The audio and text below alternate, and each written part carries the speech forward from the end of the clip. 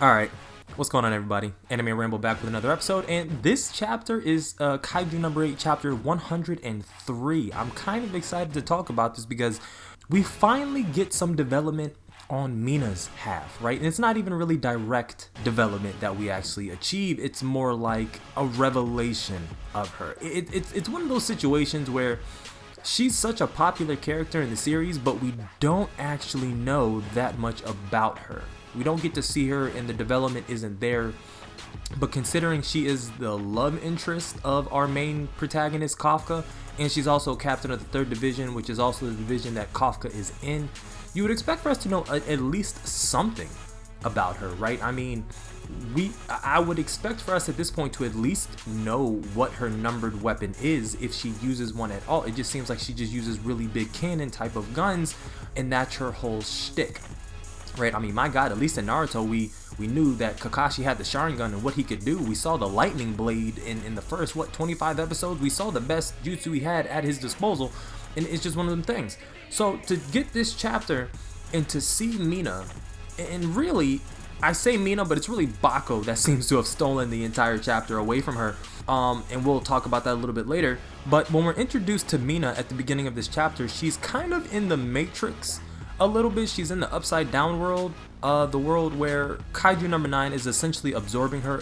In theory, we never saw what happened to Isayo, but I'd imagine that this is what happened to Isayo. So I kind of want to throw it out there, like, Isayo never really stood a chance. Once he got to that whole absorption state, like I said in the last video, it was really quick. It did not take long for Isayo to be absorbed and deleted, or deleted and then absorbed. I don't really know how it goes, because he never made it out of this little cocoon stage that we see Mina in. So it's kind of like, alright, is she good or is she not? Is Matsumoto about to pull a Jujutsu Kaisen on the Kaiju number 8 universe right now with this whole Mina arc that we're going on? I have no idea. But we get to see what essentially happens when an individual is absorbed or begins the absorption process by Kaiju number 9. They go through this little self-realization of their greatest shame, or what they fear the most, or what they hate the most about themselves. We saw this with Kikoru and her fight against Daikaiju number 15. It was also one of those types of situations going on,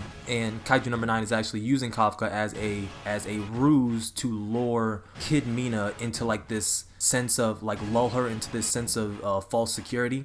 And throughout this whole interaction between the two, Mina is trying to remember something. She keeps saying that she forgot something. She doesn't know what it is that she forgot. And out of nowhere, like, Baku pops up. From Kid Mina seeing Baku, she remembers everything. She remembers that this entire world that she's looking at, all of these bodies that are on the ground, she realizes that these are all of her old teammates, the ones that she couldn't protect, the ones that she couldn't save. And she makes this declaration that she'll never give up, she'll never stop fighting. And Baku is on the outside trying to free her from the cocoon by taking on Kaiju number 9. And it's one of those situations that the Kaiju needs to be undisturbed while they're putting on this, like, genjutsu type of situation he currently has Mina in right now. And if something disturbs them on the outside, it's reflected in the matrix that they're currently in right now. So when Baku, obviously this is a mismatch of the fucking century, right? Baku versus Kaiju number 9, it's not even close, but nonetheless, very loyal to Mina. It doesn't stop it at all. It goes in for the attack, it loses an arm instantly, and this is where we get the revelation that Baku is not just a friendly tiger, if I'm allowed to say that.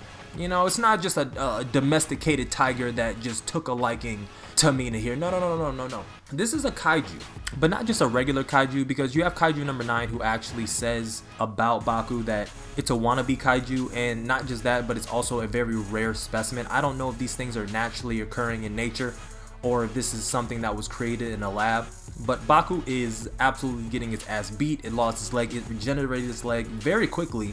It took a couple more blasts to the chest, and those seem to take a little bit more time to heal.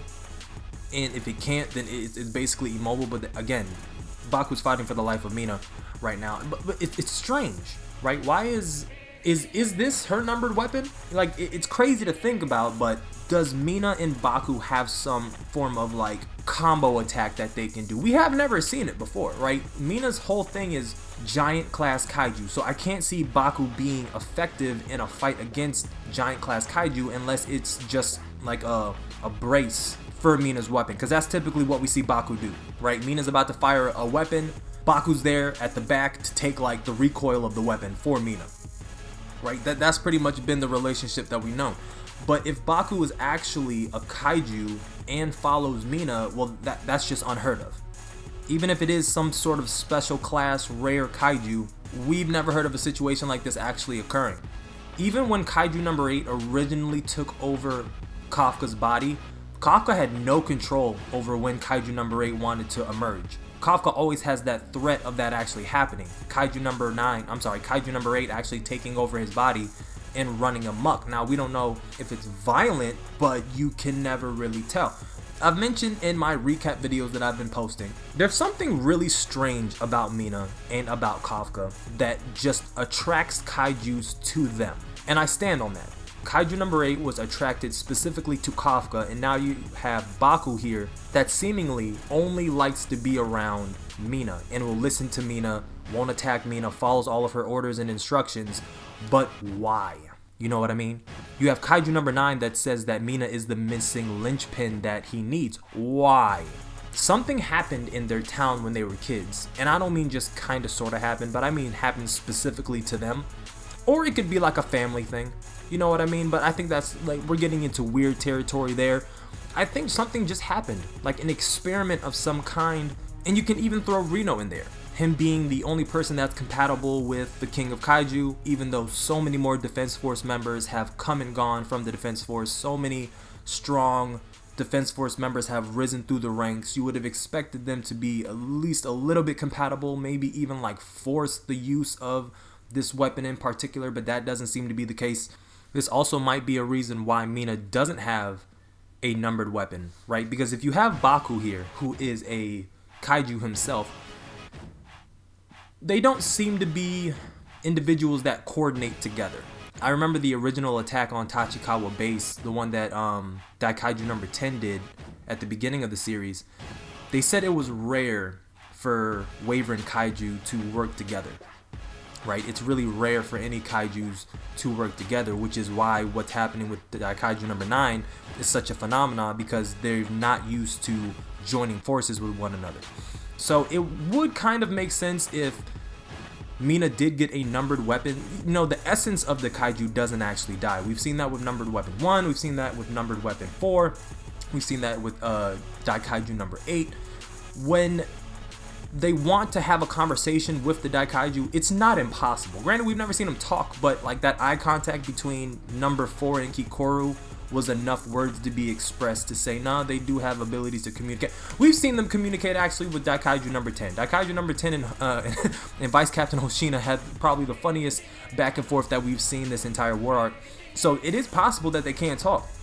But I could see Bako and a numbered weapon butting heads, making the compatibility between Mina and a numbered weapon probably lessened just off the strength that Baku might be a jealous cat. You never really know in these types of situations. But I'm rambling about the possibilities and the what ifs. But definitely leave down in the comment section what you think that whole deal is right there, because something is going on with Mina, something is going on with Kafka, something is going on with Reno. I don't know what happened in their towns where they lived, but for Mina to be as favored as she is with kaijus, not just with Kaiju number 9, but also with Baku, for Kafka to be favored with kaijus, with Kaiju number 8, with him being found, and Reno being the only compatible person in the entire Defense Force for the King of Kaiju as a numbered weapon, there's a lot of mystery surrounding these three individuals. So the last little bit of this chapter is Mina finally snapping out of the Matrix. She pulls a pistol and she deletes the